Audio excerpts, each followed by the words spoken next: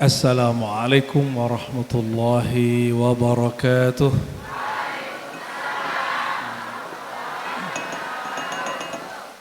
Dingin?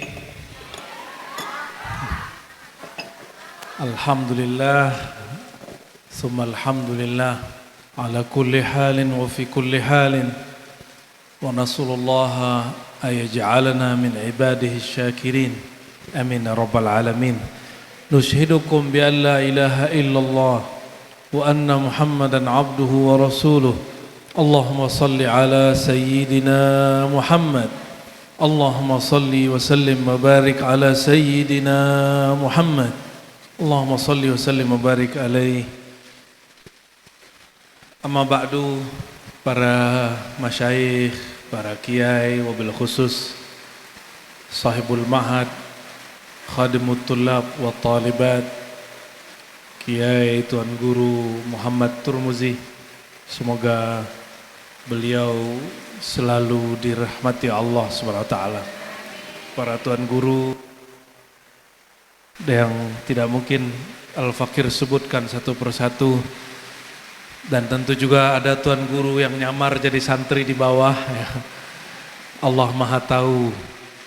Semoga Allah Ta'ala mengangkat derajat kita semua. Karena Pak Kiainya bernama Muhammad Turmuzi,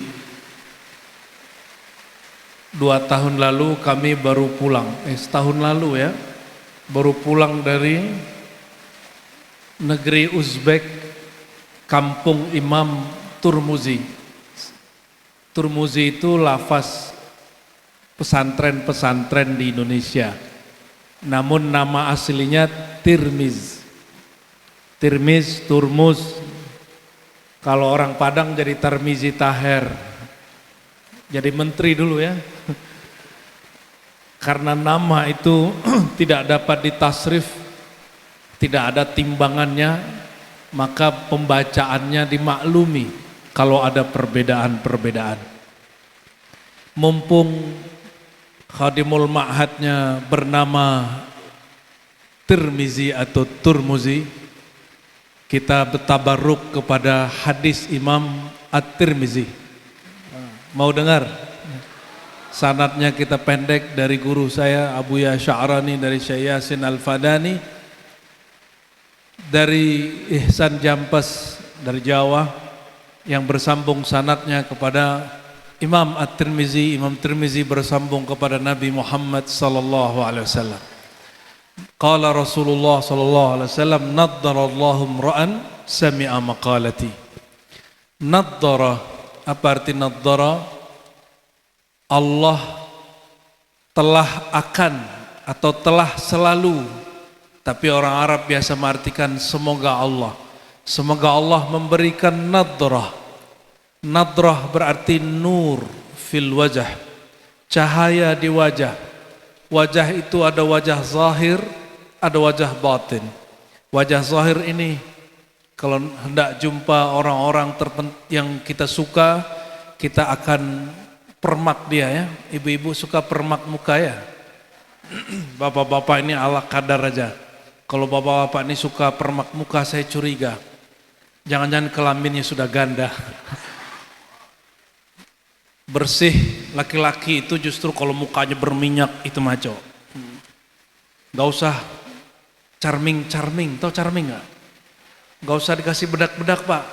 Laki-laki yang pakai bedak gak usah. Anda cukup pakai pembersih muka. Ya, tidak usah pakai bedak. Karena laki-laki itu ketika berminyak mukanya, walaupun kata dokter itu tanda kurang air, tapi berminyak di sini menunjukkan laki-laki itu dia apa adanya. Kalau perempuan itu lain cerita. Kalau nggak pakai bedak malah kita yang gelisah ya. Naddara, Allah memberi cahaya pada wajah imra'an, seseorang. Sami'a maqalati. Sami'a mendengar, belajar. Maqalati, maqalahku, kata-kataku. Kenapa Nabi gunakan sami'a bukan qara'a?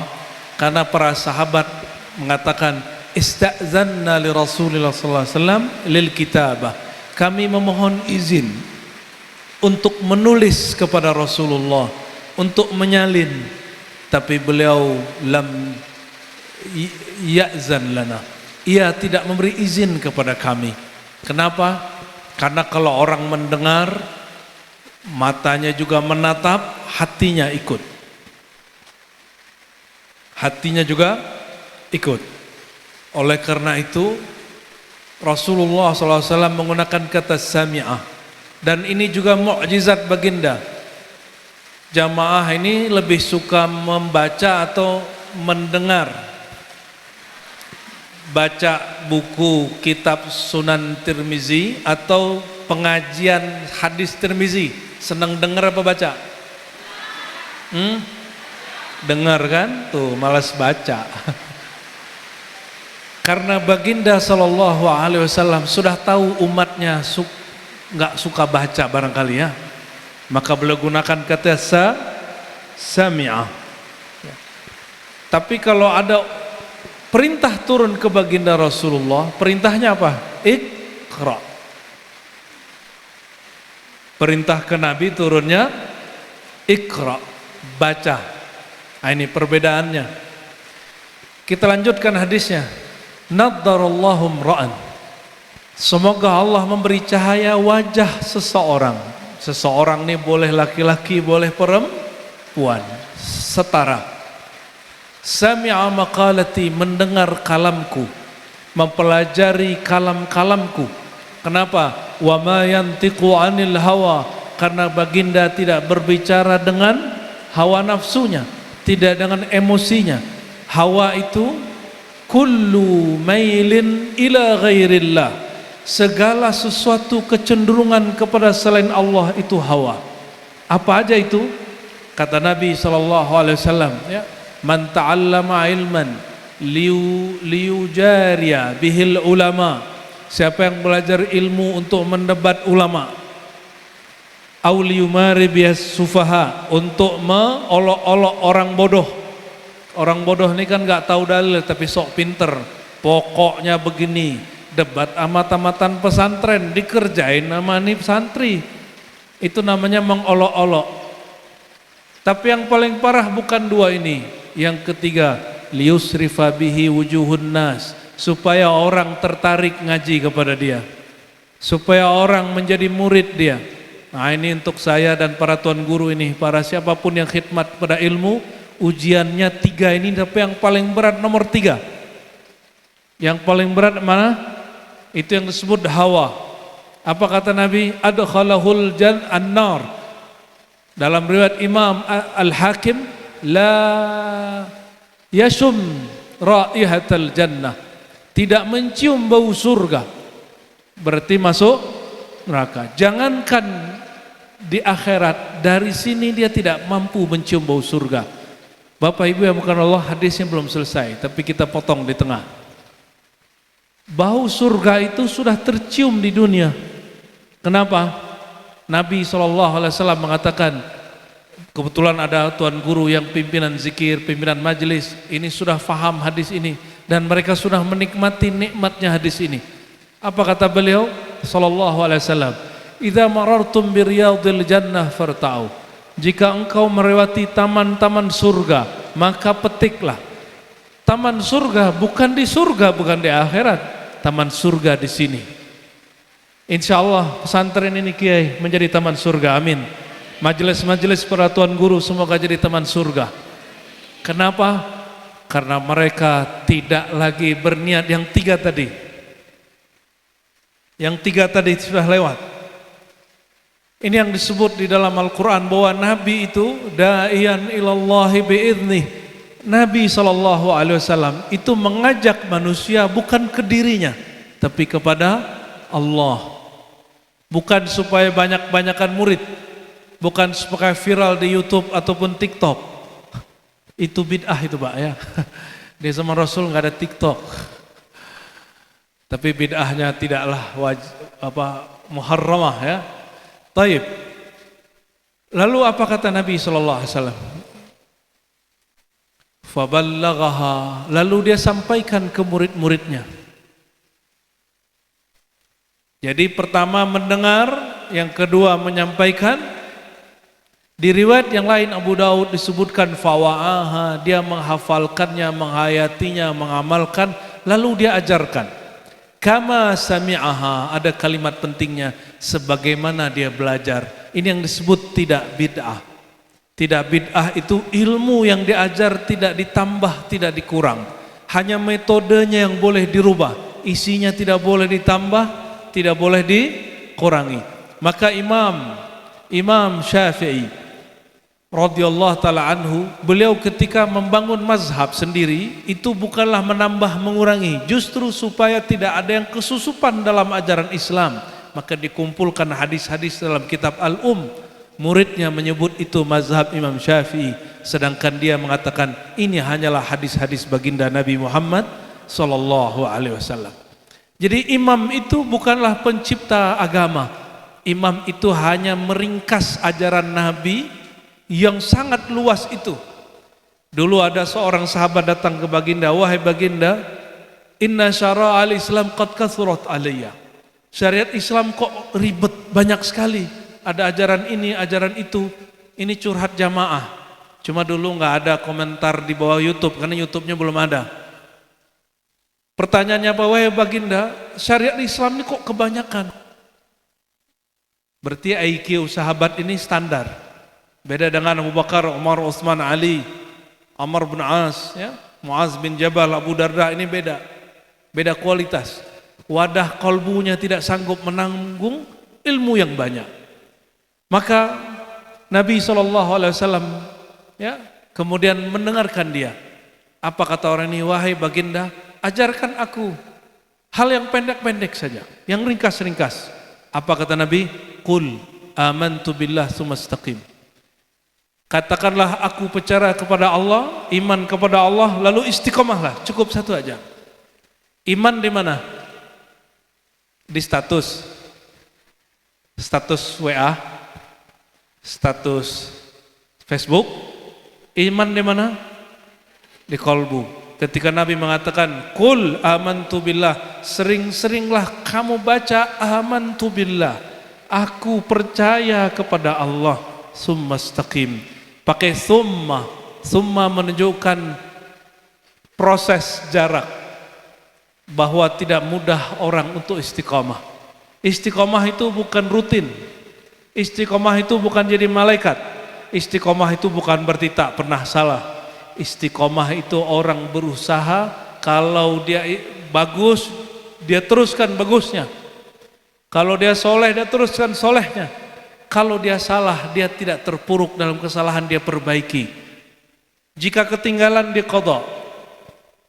Ini sudah punya amalan belum? Belum. Mau punya amalan seperti para aulia? Kita ini kalau nggak jadi aulia, wali Allah, minimal menjadi pengikut wali Allah, supaya nanti dikumpulkan di belakang beliau-beliau itu. Karena di depan wa aulia pasti Rasulullah sallallahu alaihi wasallam. Ya. Suatu kali Sayyidina Muhammad sallallahu alaihi wasallam naik ke langit ke-7. Ya, hadis ini sering saya sampaikan. Hadisnya sahih. Ada juga yang seredaksi dengannya dalam riwayat Imam Tirmizi. Apa kata Nabi SAW? Falakitu Ibrahim. Lalu aku jumpa dengan Nabi Ibrahim. Lalu berkatalah Nabi Ibrahim. Apa kata Nabi Ibrahim? Ya Rasulullah, ya Muhammad, aqri ummataka minni assalam. Bacakan salam dariku ke umatmu. Pernah dengar ceramah ini? Ini kan tadi minta diulangi kan?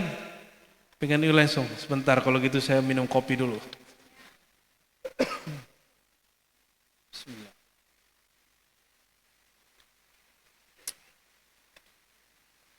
Apa kata baginda Nabi SAW? Aku jumpa Nabi Ibrahim dan dia kirim salam ke umatku. Kata Nabi Ibrahim, akri ummataka minni assalam. Sampaikan hai Muhammad kepada umatmu salam dariku. Satu-satunya Nabi di langit yang menyampaikan kalimat ini dikisahkan baginda Rasulullah SAW hanya Nabi Ibrahim. Hanya Nabi Ibrahim. Berarti dapat salam Nabi Ibrahim kan nih? Ya, maka baca balik salam. Assalatu wassalamu alayka ya Sayyidina Ibrahim. Baca sama-sama. Assalatu wassalamu alayka ya Sayyidina Ibrahim. Ya, kita balas salamnya. Ya, belum pernah balas salam Nabi Ibrahim ya? Baru sore ini. Ini tidak bid'ah, ini sunnah ya. Hukum menjawab salam apa? Dan ini dalil bahwa orang yang sudah wafat boleh kirim salam kepada yang masih hidup. Karena yang wafat hanya jasadnya, ruhnya tidak wafat. Ini juga dalil, jangankan amalan dari orang yang masih hidup, amalan dari orang meninggal pun sampai kepada orang yang hidup. Apalagi orang yang hidup pasti sampai kepada orang yang sudah meninggal. Jadi tidak usah khawatir lagi. Untuk itu kita baca Fatihah dulu ya. Untuk Sayyidina Muhammad SAW, untuk semua para nabi, khususnya Nabi Ibrahim. Ala hadinniya ila ruhin Nabi sallallahu alaihi wasallam. Wa akhasul khusus ila Sayyidina Ibrahim Abil Anbiya Al-Fatihah. Bismillahirrahmanirrahim. Ya Rabbi, Orang maghdubi alaihim waladdallin. Amin. Kata Sayyidina Ibrahim, wahai Muhammad, sampaikan kepada umatmu, surga itu subur, tapi pohonnya belum ada. Pohonnya masih sedikit. Maka fa'muruhum, suruhlah mereka bercocok tanam dengan cara apa? Perbanyaklah. Ada dua versi riwayat. Satu, riwayat pertama, perbanyak baca subhanallah walhamdulillah wala ilaha illallah wallahu akbar. Sudah hafal? Amalkan itu 100 pagi. Ya. Amalkan berapa? Ini amalan Imam Syazili. Amalan siapa? Dan imam-imam ahli hadis. Di riwayat kedua ada tambahan. Nabi Ibrahim mengatakan, wahai Muhammad, surga itu tanamilah dengan pohon-pohon yang subur, yang besar, dengan cara memperbanyak hauqalah la haula wala quwwata illa billah. Oke? Amalkan berapa tiap pagi sore? 100. Itu sudah cukup itu. Subhanallah, alhamdulillah, wa la ilaha illallah, Allahu akbar, la haula wala. Boleh dipisah. Subhanallah 100, alhamdulillah 100, Allahu akbar 100, la ilaha illallah 100, Allahu akbar 100, la haula wala quwwata illa billah 100. Itu lebih mengena bagi sebagian orang. Kalau saya lebih senang saya pisah. Jadi subhanallah 100 ya, sampai terasa nama Allah ini betul-betul nancap di dalam kalbu. Baru pindah alhamdulillah. Kecuali lagi safar begini. Kalau lagi safar begini, saya lagi tidak bisa fokus, maka ba'da salat hanya baca 10-10. Tapi gabung baru subhanallah alhamdulillah wa la ilaha illallah wallahu akbar 10. Salat saja di qasar, apalagi zikir. Tapi kalau sudah naik kendaraan, kita zikiran lagi. Ya, begitu sampai tertidur, dan itu nikmat sekali. Orang-orang yang berzikir di dalam dirinya ada teman-teman surga. Kalau taman rapi atau tidak? Taman itu dipelihara atau tidak? Disiram tiap pagi sore atau tidak? Maka siapa yang sedang membangun taman surga di dalam dirinya, di rumahnya, di majelisnya, di pesantrennya, di kampungnya, di negerinya, di negara kita ini, kita jadiin negara kita ini taman-taman surga. Insya Allah ini ke depan kita buat zikir-zikir akbar. Saya masih belum buat zikir-zikir akbar. Kenapa? Saya tahu sendiri, saya ini asghar. Tahu asghar enggak? Nasi goreng. Asghar. Anak Garut apa kalau orang cukur rambut tuh? Asgar, bukan. Asghar, umur saya secara fisik masih kecil. Tapi tahun ini umur kami alhamdulillah secara Masehi 40, Hijriah sudah 41. Jadi saya nahan-nahan itu dari kemarin, ya. Insya Allah ke depan kita buat zikir-zikir di mana-mana. Kajian zikir, insya Nanti next kalau datang lagi ke sini Pak Kiai, insya Allah kita baca hadis beberapa lalu kita zikiran. Insya zikir yang boleh dizikirkan secara jamaah. Seperti tadi, zikir yang tadi ya. Maka siapapun yang hadir silakan amalkan, ini namanya al-wirdul asas, wirid asas. Tapi ini ijazah umumnya, ada ijazah khususnya. Kalau ijazah khusus dia pakai syahadat. Coba tulis yang punya catatan, rekam yang punya rekaman. Cara membacanya pertama apa? Perbarui syahadat. Pertama baca asyhadu alla ilaha illallah wa asyhadu anna Muhammadar Rasulullah. Maknanya didalamkan, ya Allah, aku benar-benar bersaksi tiada yang berhak disembah, tiada yang betul-betul menciptaku, tiada yang memberi rezekiku, tiada yang menjagaku kecuali Engkau ya Allah. Itu perbaharuan pendalaman makna asyhadu alla ilaha. Makna ini lebih dalam, lebih dalam. Nanti dengan perjalanan waktu kita urai sedikit demi sedikit ya. Kenapa? Karena beberapa ilmu tentang syahadat tidak boleh dibuka. Ada yang boleh dibuka, ada yang tidak boleh dibuka. Yang kedua, asyhadu anna Muhammadar Rasulullah. Kalimatnya langsung, panggil saja wahai baginda Rasulullah. Begitu kalau syahadat. Wahai baginda Rasulullah, terimalah persaksianku bahwa engkau adalah Rasul Allah, kekasih Allah, hamba Allah. Terimalah aku menjadi umatmu. Yang Nabi panggil-panggil sebelum wafatnya ummati, ummati. Yang Nabi panggil-panggil waktu beliau naik, umatku, umatku. Yang ketika beliau nanti bangkit di padang mahsyar, beliau yang dipanggil siapa? Ummati. Semua Nabi panggil dirinya nafsi, nafsi, aku. Bagaimana nasibku? Dikasih amanah oleh Allah tapi aku pernah salah 1-2 kali. Semua Nabi mengkhawatirkan dirinya. Hanya Nabi Muhammad SAW yang memikirkan bukan dirinya. Yang dipikirkan siapa? Nih orang-orang Lombok ini salah satunya ya. Antum ini dipikirkan oleh Rasulullah. Sampai hari ini Rasulullah selalu dengan nurnya mengatakan ummati, ummati. Namun ada yang menangkap itu, ada yang tidak. Ada yang merasakan itu, ada tidak. Semoga kita merasakan itu. Amin. Kenapa? Rasulullah SAW mengatakan man shalla alayya. Hadis ini masyhur sekali. Hadis ada di Kutubus Sittah. Siapa yang mengucapkan salawat dan salam kepadaku, raddallahu alayya ruhi. Allah hadirkan rohku. Radda dari kata radda ya ruddu, rududa atau raddan. Allah kembalikan, Allah hadirkan kembali. Jadi siapa yang menolak hadirnya Rasulullah dalam salawat, berarti dia tidak mau menerima fakta hadis ini, atau dia kurang faham hadis ini.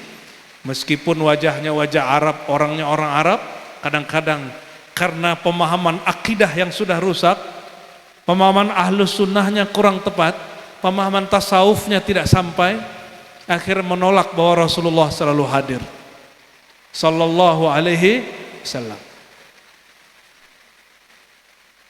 Allah kembalikan rohku fa'arudda alaihi salam, lalu aku membalas salamnya.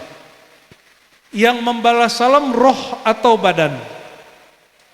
Roh Nabi atau badan Nabi? Maka yang mendengar hanya roh kita. Jadi jangan kemudian dicari-cari, dibayang-bayangkan, di khayal-khayal, mana nih suara balasan Nabi? Mana. Itu namanya berkhayal. Agama kita rohaninya tidak dibangun dengan berkhayal-khayal. Jika Allah kasih rasa, terima. Jika tidak, tidak usah dicari-cari. Cukup amalkan apa yang ada. Qul amantu billah summa istaqim. Percaya saja kepada Allah lalu istiqamah. Maka istiqamah itulah induk semua rasa, induk semua zauq yang dikaji-kaji oleh ahli tasawuf. Zauq tertinggi itu istiqamah. Apa itu? Engkau tetap ke jalan Allah, engkau tidak berpaling kepada Allah di saat rasa ataupun itu ada ataupun tidak ada. Khusyuk tidak khusyuk, sholatnya jalan. Zikir, ada mukasyafah, melihat gaib, tidak melihat gaib, tetap zikir. Itu yang disebut istiqamah. Orang yang bersikap stabil yang tetap utuh rohaninya meskipun kondisinya berubah. Itulah yang dikatakan oleh Imam Abu Yazid. Belum lama ini, 2 hari 3 hari lalu kami baca kitabnya bersama para mu'alim ribat di rumah. Sampailah di kitab Tabaqat Sufiyah, Abu Yazid Bustami ditanya, apa perbedaan orang yang suka ibadah tapi dia awam, tidak kenal Allah kecuali hanya nama, tidak kenal Allah, tidak kenal surga kecuali hanya pahala, dengan orang yang al-arif al-wasil, orang yang kenal Allah dan dia sampai rasa bertuhannya kepada Allah, yang kita sebut wali. Apa perbedaannya? Mau tahu? Biar cek sore ini kita sudah yang mana, ya, kita ini sudah yang mana. Jangan sedih kalau masih yang pertama, jangan jumawa bangga kalau kita sudah yang kedua, ya. Anggap saja kita belum apa-apa, bahkan yang pertama pun belum, apalagi yang kedua. Lalu beliau menjawab, Abu Yazid wafat tahun 261, ya. Beliau ada dalam silsilah tariqah, ada tariqah ishqiyah, ada tariqah zauqiyah, ada tariqah naqsyabandiyah, ada tariqah bustamiyah, macam-macam nama tariqah yang turun dari beliau. Beliau kemudian mengatakan, orang abid, ahli ibadah yang menghambakan rasa, menghambakan pahala, yang beribadah untuk hajat-hajat duniawi, dia beribadah bil hal. Bi di situ ba sababiyah atau ba isti'anah. Ba sababiyah sebab ada hal. Isti'anah karena terbantu oleh satu hal. Karena lagi ada hajat, anak mau sekolah, ya sudah puasa dulu 7 hari. Ada yang begitu? Itu namanya abid. Belum wa'arif, baru ahli ibadah. Tapi ini sudah bagus. Kata orang kalau ada hutang baca surat Waqiah 40 kali, baru 3 kali sudah tidur. Lalu protes, aku ini sudah baca tapi rezekiku gak lancar-lancar. Dia baca Waqiah tapi gak punya usaha. Dia baca Waqiah tapi tidak jaga silaturahim. Syarat-syarat baca Waqiahnya tak jalan. Ya, ini yang membuat orang gak lancar. Maka abid, kata Abu Yazid, beramal disebabkan karena ada kondisi, karena ada hajat-hajat. Ini orang awam. Ada yang lebih tinggi, murid yang salik sering terjebak di bagian kedua, lebih keren, ingin sakti, ingin melihat alam gaib, namanya mukasyafah. Apa istilahnya? Ingin ngintip-ngintip kolbu orang, itu namanya muka lo. Mukasyafah. Mukanya dari kata kasyafa yukashifu mukasyafah. Orang yang suka ngintip-ngintip alam gaib, isi hati orang, lihat pohon, angker, lihat muka orang, ada jin. Orang-orang begini disebut abid, belum arif. Masih orang yang beribadah karena asbab satu kondisi. Karena tujuan itu sebenarnya belum tentu kepada Allah. Kebanyakan kita seperti itu, sholawat supaya rezeki lancar. Itu sebabnya kajian-kajian, video-video, potongan TikTok, kalau isinya amalkan nih rezeki mau lancar, itu banyak yang nonton. Ya, salah tidak salah, tapi makammu tidak naik-naik. Dan engkau belum menunaikan hak rububiyah Allah sepenuhnya. Sedangkan Allah telah menunaikan kewajibannya sebagai Tuhan kepadamu. Ngasih nafas, ngasih jasad, ngasih kemampuan, semua ada dikasih. Kita yang tidak menunaikan hak Allah Subhanahu wa ta'ala, memujinya setinggi-tingginya tanpa syarat. Kalau anak kecil mau puasa, supaya dia mau puasa, diiming-iming apa? Apa? Hadiah. Contoh, kasih contoh. Nah, kalau kamu puasa 1 hari aja 1.000 gitu ya, dikit amat. Anak-anak sekarang berani protes. Nah, kalau kamu puasa 1 hari 10.000 gitu ya, oh baru anaknya mau puasa. Kalau sudah gede gini saya ngomong, Pak, Kalau Bapak puasa 1 hari, saya kasih hadiah 300.000. Naik dikit lah, masa 30.000, masa 3.000. Gimana Pak? Mau? Mau? Halo yang mau? Lah mau deh. Ada yang mau nggak? Pak, tadi kan ngomong ke anak. Nah, kalau kamu puasa 30 hari, 1 harinya berapa tadi? 10.000. Oke, saya ngomong ke bapak-bapak, mas-mas, abang-abang ini. Bang, kalau ente puasa 30 hari, ane kasih duit 3 juta. Mau? Serius? Serius? Mau? Yang nggak mau nggak fokus, yang nggak mau dikasih hadiah duit kalau puasa. Aduh, selebihnya mau? Atau nggak paham pertanyaan? Aku ulangi pertanyaannya, Bu. Kalau ibu puasa 30 hari dapat hadiah di dunia aja, di akhirat enggak? 3 juta. Mau? Yalah. Baru dia fokus ya. Baru fokus. Jadi yang diiming-iming itu anak kecil apa orang besar? Wahai anak kecil bertubuh besar, masih mau diiming-imingi? Udah cukup. Ya. Berarti sore ini rohaninya mulai dewasa. Ya. Mulai dewasa. Beneran nih mulai dewasa. Insya Allah amantu billah. Apa kata Nabi SAW? Ya, Nabi menjawabnya bukan bab zahir, Nabi menjawabnya bab batin. Man sama Ramadana, hadis yang dipakai para ustadz dari awal Ramadan sampai akhir Ramadan. Ya. Man sama Ramadana imanan wahtisaban, ghufira lahu ma taqaddama min zambi. Para ustadz, ini kan sering nyampein hadis ini.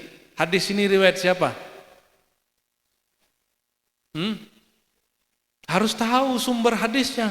Siapa tahu hadis palsu. Ya. Bukhari, Muslim.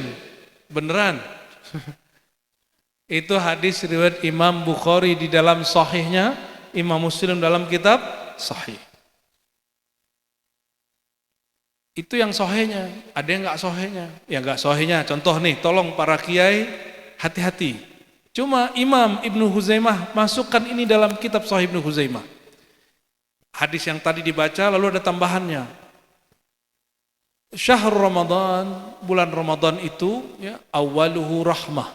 Awalnya rahmat, tengahnya maghfirah, akhirnya itqu minan nar, dibebaskan dari neraka. Itu hadis ditaruh di kitab Sahih Ibnu Huzaimah, tapi Imam Ibnu Huzaimah tidak menilainya sahih. Ini kabar buruknya. Ya. Jadi para kiai kalau nyampein hadis ini harus menjelaskan faktanya. Ini riwayat Ibnu Huzaimah tapi dia tidak mensahihkannya. Dia hanya mengatakan in sahhal khabar. Seandainya hadis ini sahih. Cukup.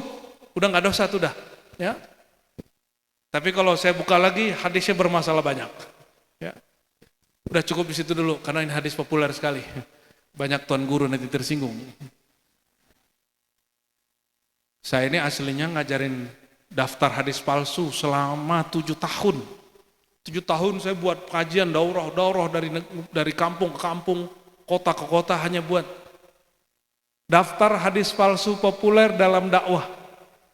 Dan pesertanya para ustadz. Tapi kebanyakan para ustadz ini susah juga dikasih tahu. Kebanyakan. Ya, kenapa? Ya wadahnya nggak dibuka. Nah itu ya. Tapi saya yakin semua yang hadir sore ini sudah membuka wadah kalbunya. Amin. Kita tinggalkan bab itu, kembali ke hadis yang sedang kita bicarakan, taman-taman surga. Surga sudah ada belum hari ini? Sudah? Surga yang dulu Nabi Adam tinggal, kita bakal masuk ke situ atau surga yang lain? Bingung kan? selama ini cuma digombalin sorga. Nggak pernah diajak berpikir tentang sorga yang sebenarnya. Padahal Qur'annya jelas, wabashiril ladzina amanu. Ya, beri kabarlah orang-orang yang beriman. Wa amilus salihat, dan dia beramal saleh. Anna lahum jannatin tajri min tahtiha anhar. Bahwa mereka pasti, ini sudah pasti. Anna lahum itu ada faedahnya, menunjukkan pasti. Luzum. Pasti mendapatkan surga yang mengalir di bawahnya sungai-sungai. Kayak di Lombok berarti ya. Kayaknya orang Lombok nggak perlu surga lagi. Surga itu bahasa Sanskerta. Ya, tadi orang terdekat saya, teman ngobrol hari-harian, nanya, kok nama-nama tempat di Lombok ini nama-nama lama ya, nama-nama zaman-zaman kerajaan. Saya jawab itu bahasa Kawi dan Sanskerta. Ya, namanya, ini kampungnya apa nih? Oke, ada nama-nama yang unik lah tadi itu ya. Nama-nama zaman Mataram dulu. Masih banyak kita lihat ya. Betul? Surga dari kata swarga. Itu bukan bahasa Arab, itu bahasa Sanskerta. Artinya apa? Jadi sorga dalam pengertian orang Sanskerta, orang-orang Hindu, Buddha, itu lain dengan sorga yang kita maksud. Bagi mereka kalau jiwa sudah terbebas dari penyakit-penyakit jiwanya, dari belenggu-belenggu jiwanya, maka dia terbebas, dia moksa. Barulah nanti sampai di swarga. Datang Syekh Hamzah Fansuri di Aceh, datang Syekh Nuruddin Raniri dari India, campur Melayu, datang Syekh Abdul Rauf As-Singkili. Ya. Lombok waktu itu mungkin belum Islam mungkin ya, sebagian sudah, tapi kebanyakan belum Islam. Jawa juga belum, Sumatera baru bagian-bagian tertentu. Syekh Abdul Rauf dia buat tafsir. Namanya Tarjuman Al-Mustafid. Dia diskusi dengan gurunya orang Arab, dia diskusi dengan gurunya orang-orang kita. Dapatlah satu istilah bahwa jannah. Jannah itu sinonim dari hada'iq. Hadiqah. Apa arti hadiqah? Santri-santri.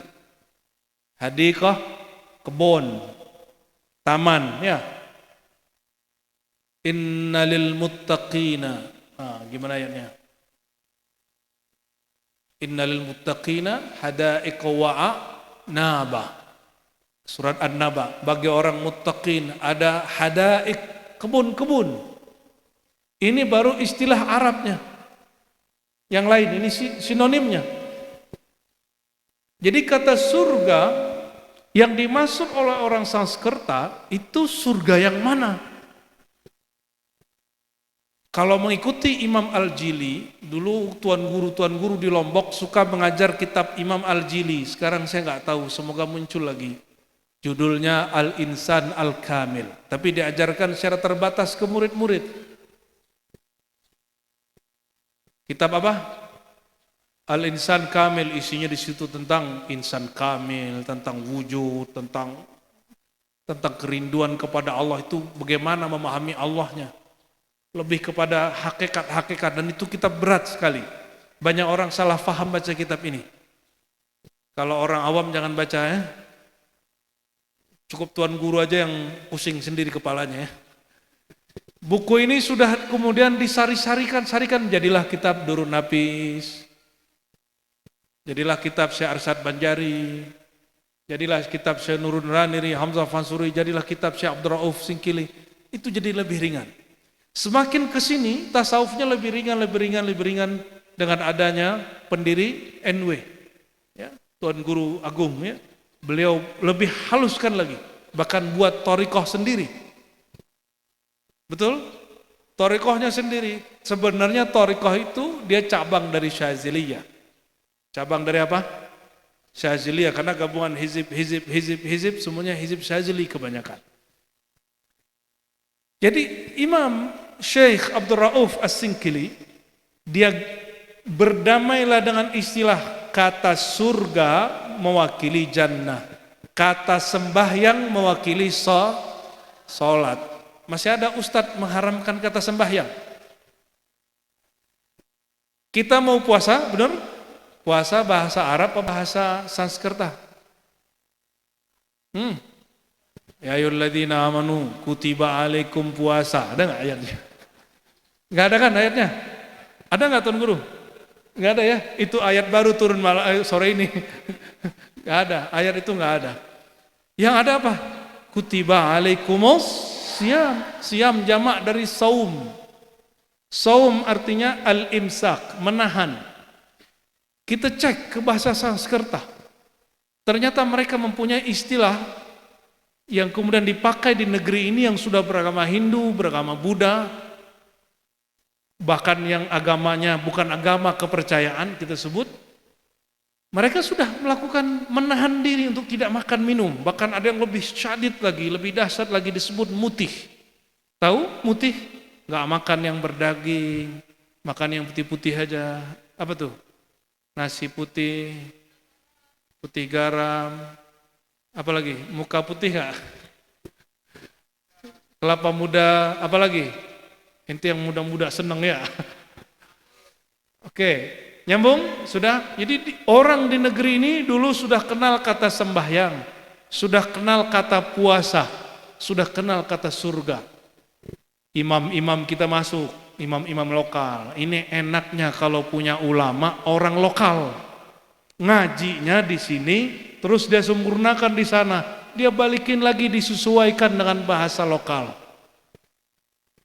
Syekh Abdul Rauf 20 tahun di Mekah Madinah. Jumpa Imam Qurani dan guru dari Qurani namanya Kushashi. Jumpa ulama-ulama ratusan lebih. Dia dapat 40 thariqah, tapi masyhur ada dengan thariqah Syatariyah. Thariqah lamanya orang Lombok itu salah satunya Syatari. Syatariyah, Qadiriyah, Khalwatiyah. Dulu, sekarang sudah mengalami perubahan, tapi tak apa. Ya.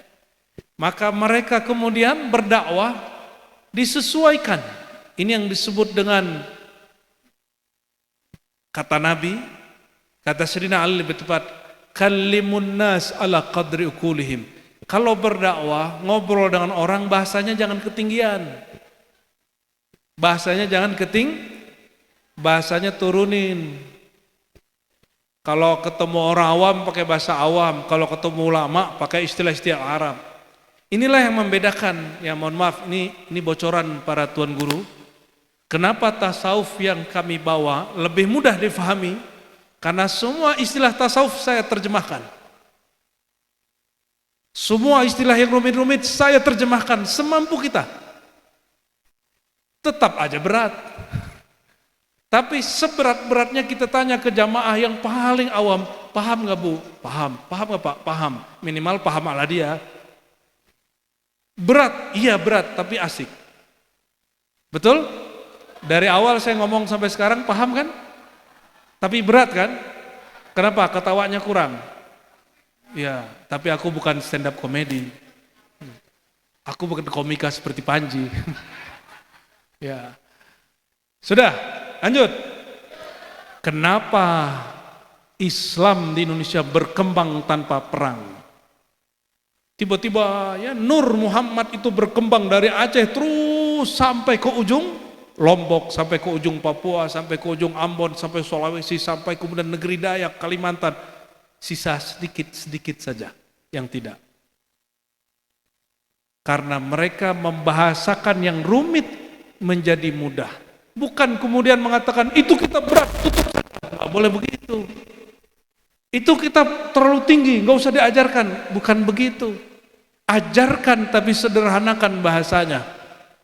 Jangan rumit-rumit bahasanya. Maka dibawalah Al-Quran diterjemahkan oleh Tuan Guru Al-Imam Al-Mufassir pertama di negeri ini, namanya Syekh Abdul Rauf Singkili.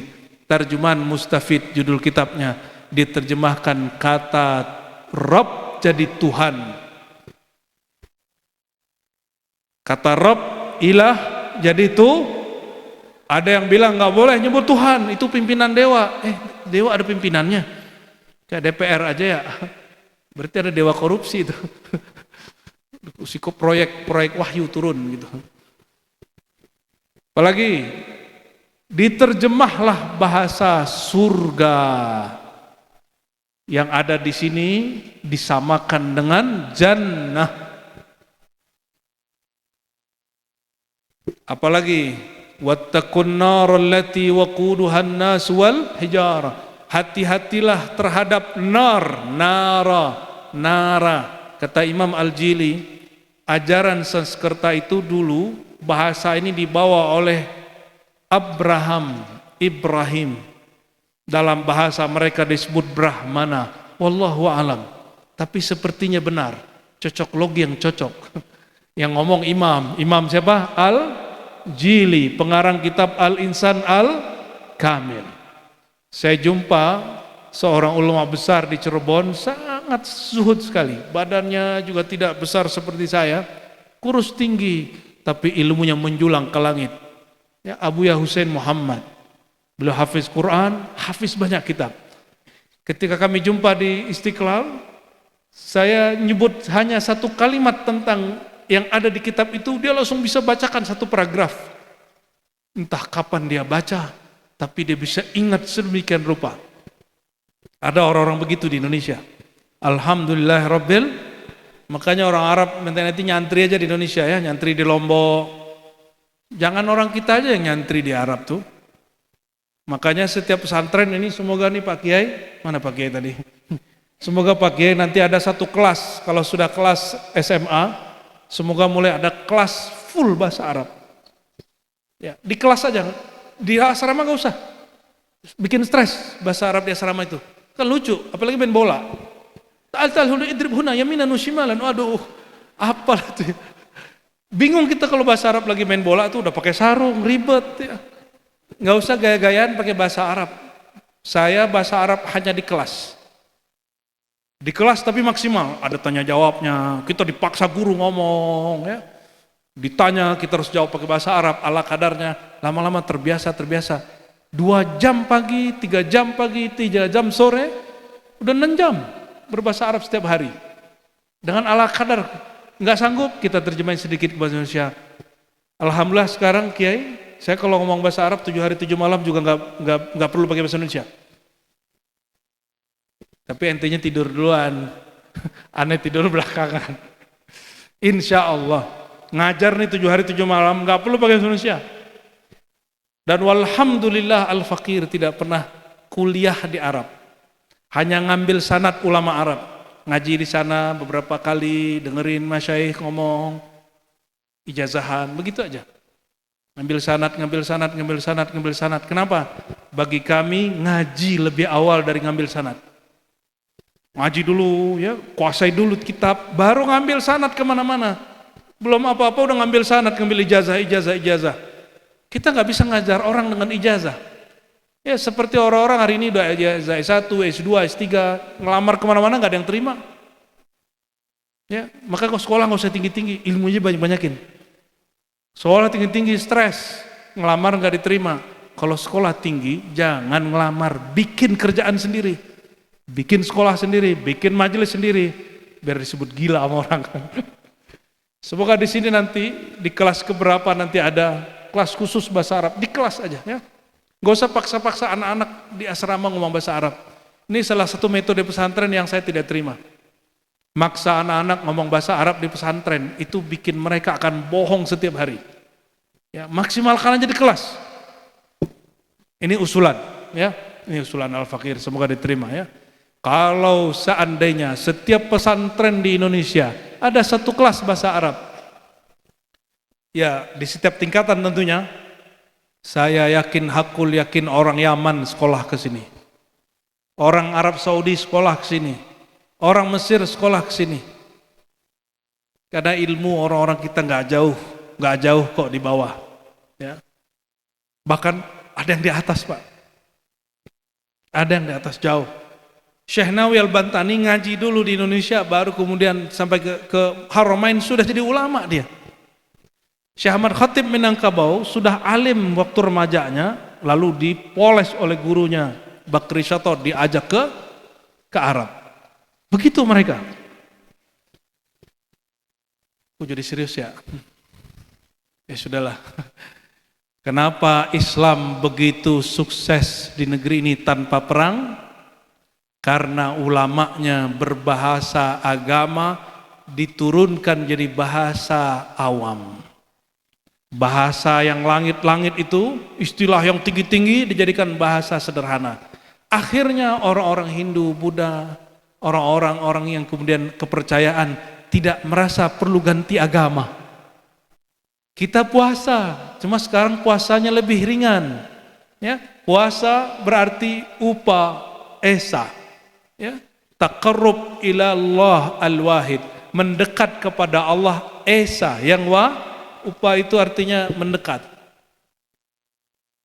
Sembahyang, salat itu kan menyembah Allah, betul?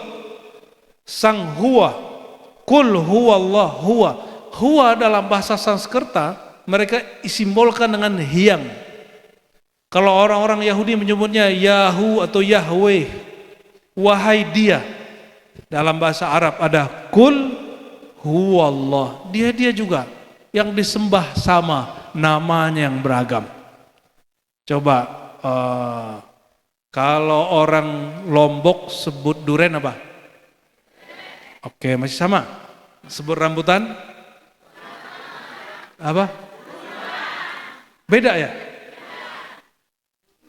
Buluan. Aku juga punya buluan. Berarti sudah beda, barangnya sama? Aku makan rambutan, enggak buluan. Aku rambutan, enggak buluan. Nah, inilah sekarang yang terjadi. Orang itu beribut bahasa agama, tapi lupa isi padahal yang dimakan sama-sama manis. Papaya. Gedang. Oh, ada yang beda nih. Oh, di sini ada banyak lebih dari satu. Tuh, padahal isinya sama. Coba, duit. Kepeng. Oh, sama kayak orang Padang berarti. Baik. Istilah sama ataupun beda, yang penting isinya sama. Ketika diajak orang-orang Hindu, ayo kita sembahyang, enggak disebut ayo sholat. Nanti orang Hindu bingung, apa tuh sholat? Bingung mereka kan? Maka diganti istilah ayo sembahyang. Sembahyangnya enggak ada modal, cukup cuci muka, cuci tangan, kepala diusap, basuh kaki. Enggak perlu bayar bunga ditaruh. Tapi kalau sampean masih mau taruh, silakan gitu. Dulu bertahap-tahap, lama-lama mereka mikir, kok sholat 5 waktu nggak perlu modal ya? Tapi kalau sesajian harus pakai, lumayan dong modal kasih bunga begitu lumayan sama buah-buahnya. Sehari minimal ya pagi 20.000, sore 30.000, 50.000 sehari. Ya, orang-orang awam dulu mikir, ini sederhana, ini tidak ada maksud untuk mendiskreditkan agama tertentu. Ini guru saya bercerita, ini loh nak, cara guru-gurumu dulu mengislamkan negeri ini.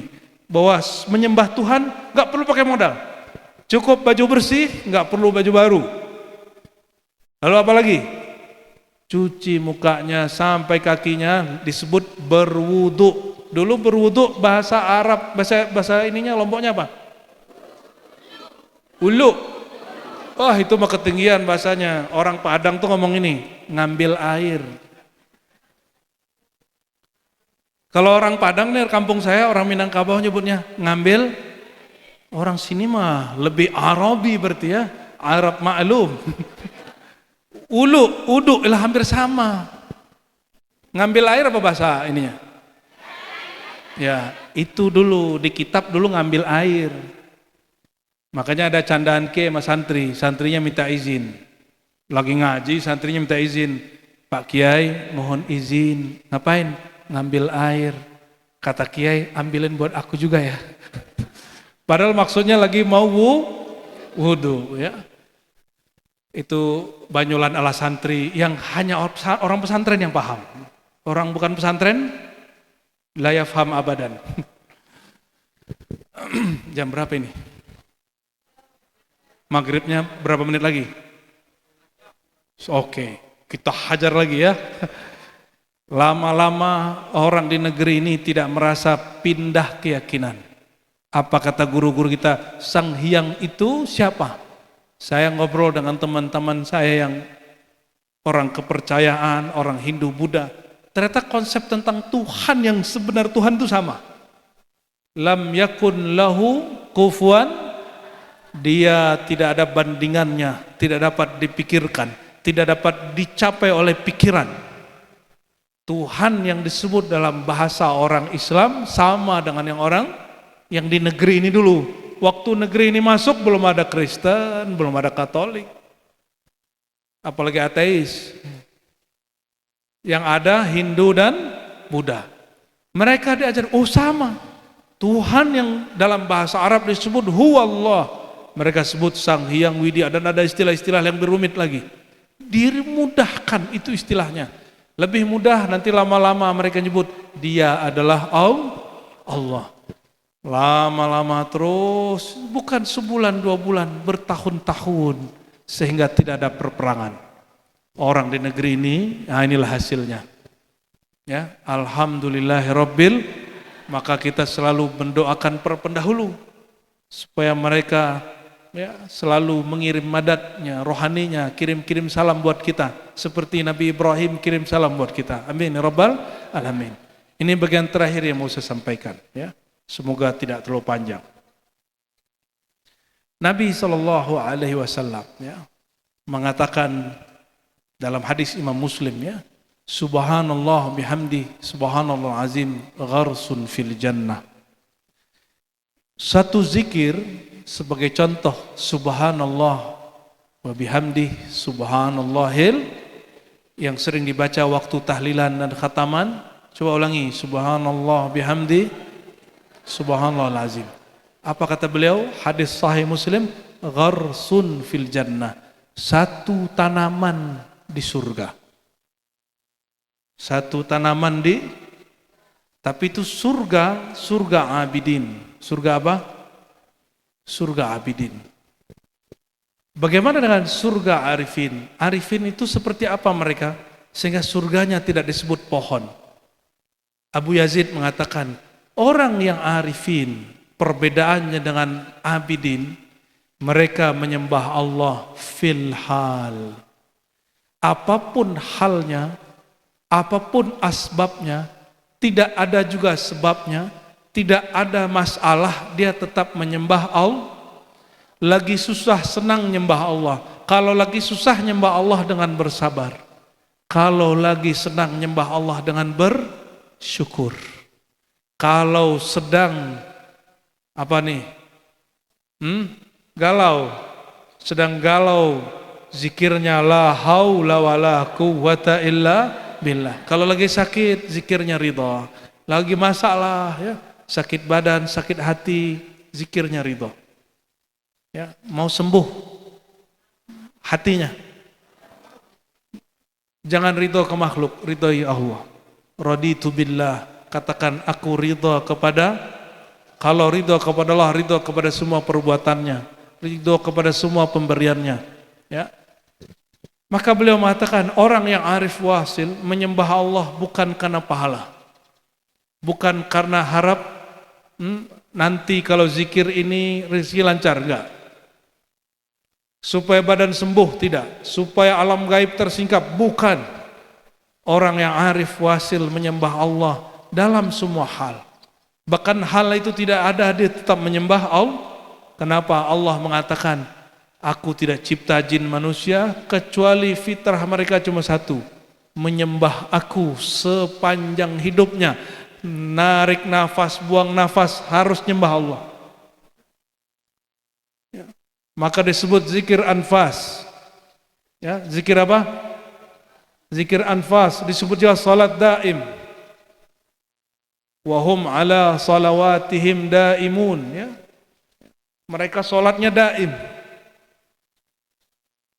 Atau Nabi mengatakan la yazalu lisanuka rataban bi dzikrillah. Ada orang tadi nanya, ya Rasulullah, Islam kok berat sekali? Kesimpulannya apa? Di riwayat ini ada jawaban lain. Hai sahabatku, hendaklah lisanmu selalu basah dalam nama Allah. Kalau lisan ini berhenti kalau lagi makan, Berhenti zikir. Kalau lagi ngomong dengan orang berhenti zikir. Lagi tidur. Kalau lagi tidur zikir nggak Pak? Ngapain? Ngorok. Sama ngiler. Betul. Maka zikirnya lisan apa? Lisan kolbu. Yang dimaksud Nabi lisan? Coba sebentar tes punya lisan kolbu nggak? Lidahnya coba kunci. Sudah? Baca Allah. Bisa? Jangan pakai lidah. Coba kunci lidahnya.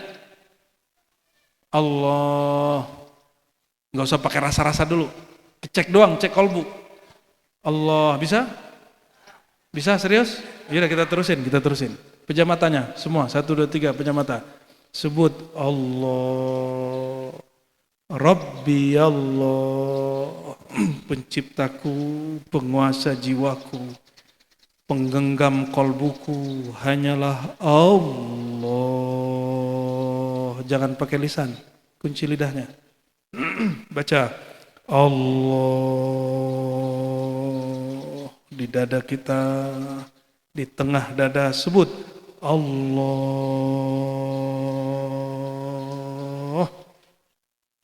Buka matanya. Bisa pakai kolbu baca? Berarti lisan itu yang dimaksud. Ini yang disebut di Quran ya, surat Al-A'raf, wazkur rabbaka fi nafsik. Sebut nama Allah di dalam dirimu. Tidak lagi jahar. Ya, dunal jahri minal qaul, tidak lagi walaupun Imam Nawawi mengatakan zikir yang afdal gabungan zahir lisan dengan batin. Betul, supaya dapat pahala zahir, dapat ridho batin. Tapi zikir yang sebenarnya bukan di lisan. Zikir sebenarnya yang di kolbu. Karena Allah menatap kolbu, tidak pernah menatap lisan. Kalau seandainya lisan yang ditatap, maka burung beo duluan masuk Islam dan masuk surga. YouTube, zikir Allah, Allah 24 jam, ada nggak? Ada. Tapi YouTube tidak ada dalilnya YouTube masuk surga. Kenapa? Dia tidak balik dan berakal. Dia tidak punya ruh. AI tidak punya akal. Tadi saya ngedit tulisan pakai AI, nggak bisa dia. Akhirnya bilang, lu nggak becus. Bisa jawab deh. Maafkan kekurangan aku katanya. Allahumma sholli ala Muhammad. Bapak Ibu yang makan Allah. Orang yang arif karena dia menyembah Allah tidak bersyarat. Dia abdi Allah tanpa sebab. Dia menyembah Allah tujuannya tiada lagi kecuali hanya Allah itu sendiri. Maka surganya lebih tinggi dari surga orang awam. Surganya bukan hanya sekedar surga tumbuhan, surga makanan, surga kawin, bukan hanya itu. Surganya sudah naik. Apa kata Nabi? Satarawna rabbakum. Nanti kalian akan menatap Allah Ta'ala. Kama tarawnal qamar fi lailatul badar. Sebagaimana kalian jelas sekali menyaksikan purnama di malam 14. Dalam riwayat kedua, kama tarawna syamsa bila sahabin. Sebagaimana engkau memandang matahari tanpa ada penghalang. Penghalang apa? Awan. Perhatikan, berarti memandang Allah nanti ada dua makom. Satu ada yang memandang dengan sinar yang kuat seperti matahari. Matahari sanggup lihat? Yang lihat matahari matanya buta, rusak minimal. Pasti rusak. Itu sebabnya kalau lagi gerhana jangan tatap matahari, salat gerhana. Kenapa? Allah sedang mengeluarkan nur tajalli jalaliyahnya. Jalal itu keagungan, keesaan, ketegasannya, simbolnya matahari. Menatap matahari tanpa ada awan-awan begini. Kalau lagi ada awan begini, matahari kelihatan bulat. Coba nggak ada awan. Orang menatap matahari, matanya nggak kuat. Matanya bisa kemudian rusak. Tapi ada yang kedua, yang menatap Allah seakan-akan seperti purnama. Purnama simbol dari Jamaliyah. Keindahan tiada tara. Dia menatap, matanya tidak pernah rusak. Semoga surga yang ini kita dapat nanti. Orang dapat surga menatap, dia juga diberikan surga buah-buahan, surga tumbuhan. Bayangkan, jangankan menatap Allah, derajat orang yang hanya dapat satu pohon dapat di surga, ente sudah hebat. Kata Nabi, hadis Imam Muslim, satu pohon di surga, kamu jalan di bawahnya itu 100 tahun perjalanan. Mi'ah sana, mi'ah am, 100 tahun perjalanan. Masirah mi'ata amin, perjalanan 100 tahun baru selesai satu pohon. Bayangkan, kalau kita zikir setiap pagi dan sore, subhanallah walhamdulillah wala ilaha illallah wallahu akbar, yang dimulai dengan syahadat, ya, insya Allah tidak hanya diberi pohon, tapi diperjumpakan dengan yang menumbuhkan pohon. Ya, amin ya rabbal. Terima ijazahnya ya, ajaztukum. Saya ijazahkan semua yang hadir zikir wirid asas. Subhanallah walhamdulillah wala ilaha illallah wallahu akbar. La haula wala quwata illa billah. Atau dengan syahadat lalu baca istighfar 100, la ilaha illallah 100, salawat 100, subhanallah bihamdihi subhanallah azim 100. Lalu tambahkan la haula wala quwata illa billah. Ajaztukum jami'an. Qabilna ya. Al-Fatihah. Suratul ladzina an'amta 'alaihim ghairil maghdubi 'alaihim waladdallin. Amin. Mari kita selawat ya. Innallaha wa malaikatahu yusholluna 'alan nabi. Ya ayyuhalladzina amanu sallu 'alaihi wa sallimu taslima. Labbaik Allahumma shalli wa sallim barik alaihi. Mari salawat Jibril sama-sama yang kuat. Sallallahu ala Muhammad, sallallahu alaihi wasallam, sallallahu ala Muhammad, sallallahu alaihi wasallam, sallallahu ala Muhammad, sallallahu alaihi wasallam, sallallahu ala Muhammad, sallallahu alaihi wasallam. Ya Nabi salam alaika, ya Rasul salam alaika, ya Habib salam alaika, salawatullah alaika, sallallahu ala Muhammad, sallallahu alaihi wasallam, sallallahu ala Muhammad, sallallahu alaihi wasallam. Tala'al badru alaina min thaniyatil wada'i, وجب الشكر علينا ما دعا لله داعي. صلى الله على محمد، صلى الله عليه وسلم، sallallahu ala Muhammad sallallahu alaihi wasallam. Lebih kuat. Sallallahu ala Muhammad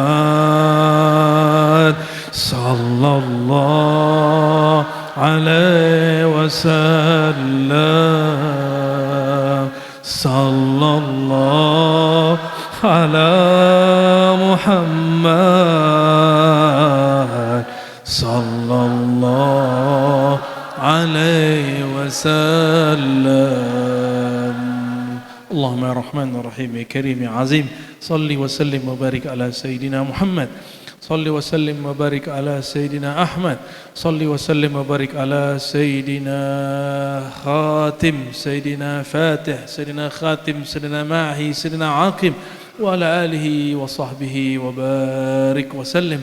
Allahumma ya Ghaffar ya Ghafur, ighfir lana dhunubana.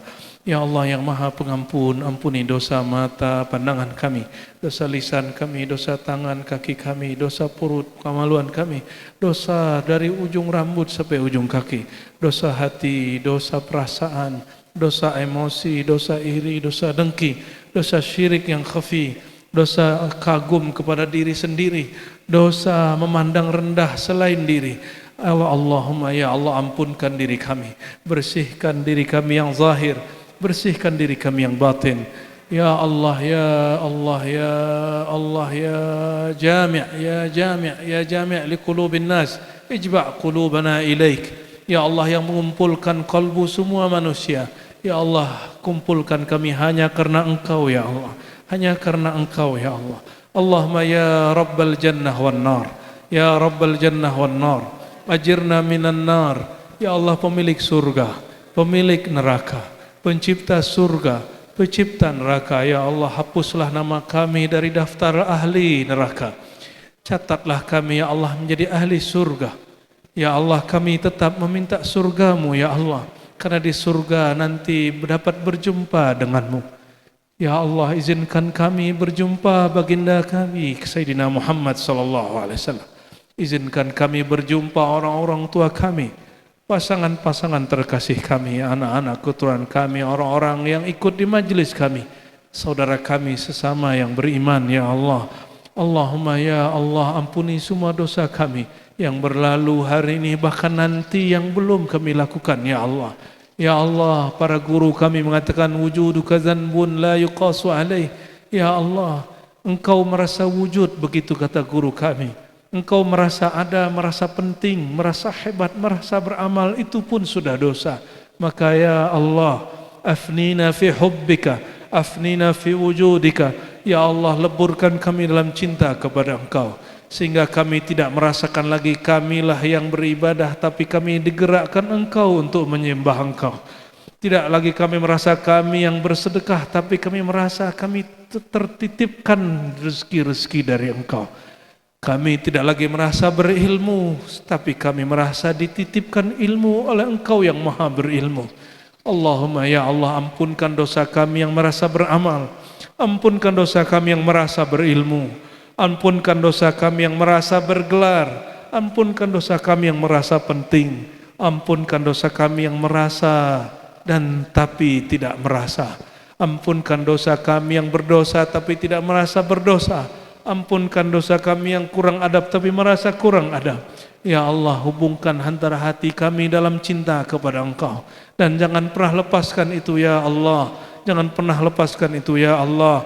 Billah tallah la ilaha illa anta, demi Engkau ya Allah tiada yang berhak disembah kecuali Engkau ya Allah. Muhammadun abduka wa rasuluka wa habibuka, Sayyidina Muhammad kekasih Engkau, Nabi Engkau. Ya Sayyidana ya Rasulullah, ikuti ya Rasulullah, ya Rasulullah, ya Habiballah, ya Sayyidana Muhammad, ya Habibana Muhammad, ya Sayyidana Ahmad, ishfa' lana, ishfa' lana. Beri kami syafaat, beri kami syafaat di dunia agar mengenal Allah, syafaat di dunia agar husnul khatimah, Syafaat di alam barzakh mampu menjawab mungkar dan nakir. Syafaat di padang mahsyar sehingga mendapat syafaat bantuan Engkau sehingga kami tidak disiksa ya Allah. Ya Allah, izinkan baginda Rasulullah memberi syafaat kepada semua kami yang hadir ini, semua yang mendengarkan kajian ini. Allahumma ya Allah, tanpa terkecuali ya Allah, sebagaimana Engkau wasi'ar rahmah wal maghfirah, rahmat dan ampunanmu sangatlah luas, kasih sayangmu sangatlah luas. Jika Engkau bagikan ke kami semua rahmat syafaat baginda Rasulullah SAW, maka tidak mengurangi kekayaan Engkau ya Allah. Isfa' lana ya Rasulullah warhamna ya Rahman ya Rahim. Rabbana atina fid dunya hasanah wa fil akhirati hasanah wa qina adzabannar. Wa sallallahu ala sayidina Muhammad walhamdulillahi rabbil alamin. Al-Fatihah. Bismillahirrahmanirrahim. Amin amin ya rabbal alamin. Istajib da'awatina bisirri sayidina Muhammad sayidina al-amin. Subhana rabbika rabbil izzati amma yasifun wa salamun mursalin walhamdulillahi rabbil alamin. Mohon maaf salah kurangnya, mohon maaf kalau tidak dapat salaman ya. Nanti kalau baris aja, nanti saya salamin sesanggupnya. Jangan berebut, mau? Sayang Rasulullah? Ya, kalau sayang Rasulullah bersalam-salaman itu sunnah Rasul. Jadi sedapatnya aja nanti saya ini tangan, oke? Jangan terlalu berlebihan, saya bukan orang suci, bukan wali-wali yang antum bayangkan itu. Oke, Assalamualaikum warahmatullahi wabarakatuh. Cek.